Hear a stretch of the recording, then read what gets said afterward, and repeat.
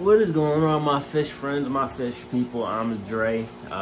You're watching Jawbreaker and Friends Aquatic Life. And we're going to get right into today's video. It's a little different. Don't mind my background there. We're a little light to use here on the glow. We're not focusing too much on fish tanks today, but pretty much the questions that I've been asked on YouTube and Instagram the last couple of months. And I've been picking up a lot of fans that are, and I'm not even gonna say fans, just viewers, people that are just strolling by that does not participate in the fish hobby. And they've been asking a lot of questions like, why keep fish? How is that entertaining? You can't pet them. A whole bunch of questions. And I'm pretty much gonna answer as many of those that I can, and also give you the reason why I keep fish, or even got into the hobby within itself. And yes, fish keeping is a hobby. Keeping fish as pets is a hobby. I want to start off by saying this. If you Google what is the world's most kept pet, fish will pop up. Fish are the world's most kept pet. You can walk in almost any house in the world and you will see a fish tank inside of it at some given point. So why fish? Well, let's think about it. The world is surrounded by water, and it's made up of mainly water.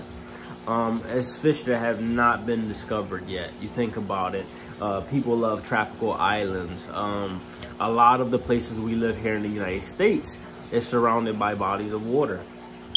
A lot of people go fishing. A lot of people live by canals and things like that. So you're running in and you're seeing fish. It's unique. It's a world within itself that you cannot really coexist or even live inside of. Think about it. Underwater, the colors, the patterns, the behavior. It's like nothing else in the world. It's very soothing. I can show you videos and videos and pictures of pictures and pictures of some very unique fish tanks and even bodies of water across the world.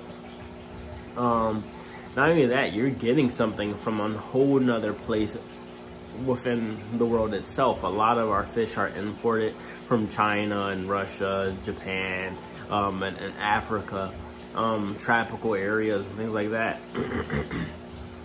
So that's unique within itself. Then it comes to the part of the relaxation. Once you get everything, up and running, to a point where you can just sit back like this and just admire the work that was put into putting the sand or the rocks and planting it and putting the wood and everything that goes in with creating a fish tank, and just learning about it. You're having a stressful day, you know, you can sit down, kind of relax and look at the behavior of some of your fish and watch how they eat. And you have all kinds of fish. You have non-aggressive fish, you have aggressive fish, you have fish that will eat fish larger than themselves, you have fish that lay eggs, and fish that give birth live. Those are unique stuff to kind of see face to face within your surrounding area. You have fish that can change color. You have fish that stay small and fish that get very large. It's just a wild thing to coexist and see the behaviors and the breeding and how they create their own homes within their habitat that you give them. But just the relaxing part itself, it is very unique. And it's one thing that I know is people that do keep fish, we start off with one fish tank.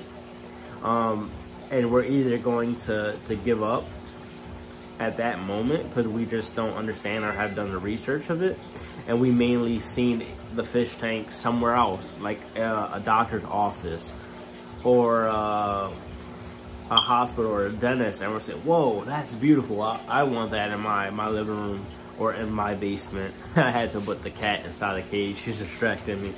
But yeah, you're seeing that, you're bringing it to your home, and you don't know anything about it. And the fish are dying, and you're not understanding why they're dying, and you're wasting money. and you just give up, right? And then you have that time period where like you're going to the pet store to buy your dog some cat food, and I said cat food, some dog food, and you're going to buy your cat, and you're getting some cat food for your cat or whatever animal that you're having, and you're passing those fish tanks and you're seeing these cool fish in these cool colors, and you're like, whoa. So now you take the time to research and to learn, and it goes from 1 tank to 2 tanks to 3 tanks to 4 tanks, and now you're on YouTube watching somebody like me, the king of DIY, Paul Cafaro. Man, it's so many YouTubers right now that are doing this, and if you look at the views that they're getting, hundreds of thousands of views and thousands and even millions on some videos, and then you look at people that's subscribing and you say, whoa, there's 5 million people in the world that's actually watching this guy feed fish. It's crazy, but it's therapeutic. You know, like I said, you're going through a bad day or stress, or you lost a family member or something like that, and it kind of takes your mind off of it just to see how that fish is swimming, how they're digging inside of the sand, and all the things, and laying eggs. It's crazy. And you become attached to it, because a lot of people say you can't pet fish, and believe it or not, there's some fish out there that will sit in your hand and let you pet them, and you can teach them tricks, how to hop out of the water, hop in the water, and a lot of crazy stuff. Like Oscars, they call that the dog of the fish world, because they have some dog-like behavior. They have mood swings. They'll lay at the bottom of the tank if you decide not to feed them and you walk by the tank like 4 times that day. But for me personally, I have always been into the beach, lakes, canals, bodies of water, you know. Growing up, being a person that was born in July, and I am a Cancer, so I love water, you know, and I love what's in it and the mysteries of it. And I kept turtles and betta fish very young,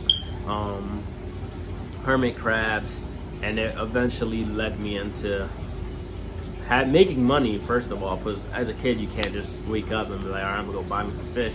You don't have the money. So the older I got and I started working, I was able to afford this hobby, and I lost a lot of fish because I was one of those people that didn't know research. And you go to these pet stores, their goal is to make money. They're not going to teach you how to take a fish that will live for 5 years and keep it for 5 years.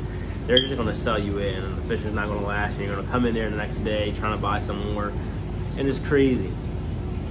But I got into the hobby. I started keeping fish, and it was very therapeutic.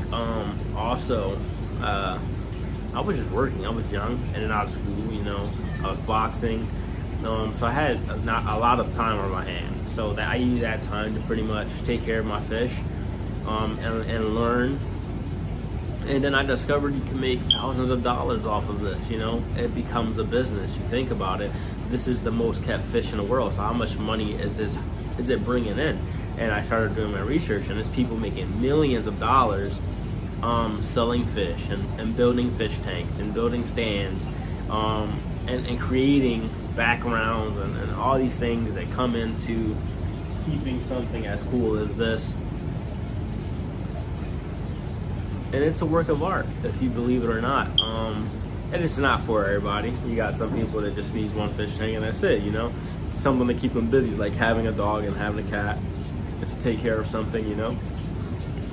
A hobby within itself. But other than that, keeping fish is probably one of the coolest things ever, because it's an ecosystem.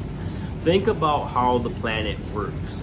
You need trees, you need water, and water feeds these trees, and then the trees need oxygen. But they all, I said oxygen, it's the other way around, but they create oxygen, and so on and so forth. And it's a cycle. Something needs something else. And it's the same thing when you create this tank. The water needs the glass tank to hold the water in place. You can't just put water in and then it's gonna sit there. No, you need something to hold that. then you put it in, and then you learn that there's microbionic bacterias and all these things that come into place to make that even livable, or not as just static, flat water. You put the fish in there, and then you understand that you're in a glass box. It's pretty much a prison if you think about it. There's nowhere for them to really go. You got some object that's always coming near you. There's no hiding spots or anything like that. And animals have a sense of survival, so they're looking to hide. They're trying to live, you know. So you have to create that with rocks and driftwood, you know. And then you want to mimic their habitat. You're adding sand and pebbles and things like that, and then your understanding of bacteria living off of that to feed the plants and feed the fish, algae, and all these things. You're learning about filters and cartridges and chemicals, you know, all this stuff that you're going to need to create this planet within itself. It's magical. And once you start to see that and learn the names of these fish and the plants, and then you bring people to your house who may never have kept a fish, and they see this fish tank, boom, a light blows up in their head, and it's like, oh, I want one of those. I want a fish tank. That's cool. Believe it or not, a lot of people sit at home and watch Animal Planet. And just think of keeping a lion in your living room, a giraffe in your backyard. That's mind-blowing. Now you're bringing the ocean, the rivers, to your home. Some of these fish in this fish tank are from other parts of the world, you know. You can find dilgaloches in Russia and Asia and places like that. Quarry cats, dilgaloches in Africa, and it's just crazy the places where you can find some of these fish. You got cichlids, South Africa, cichlids and things like that. You have fish that are from China, and you're thinking about like, whoa, this is crazy, the Siamese algae eater.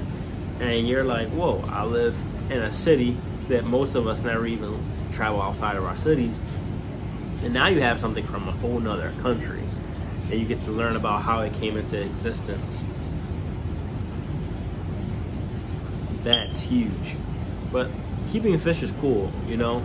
It's something different. It's very different from keeping a dog or a cat. But other than that, yeah, that's why you should keep fish. It's something to learn about. It's cool.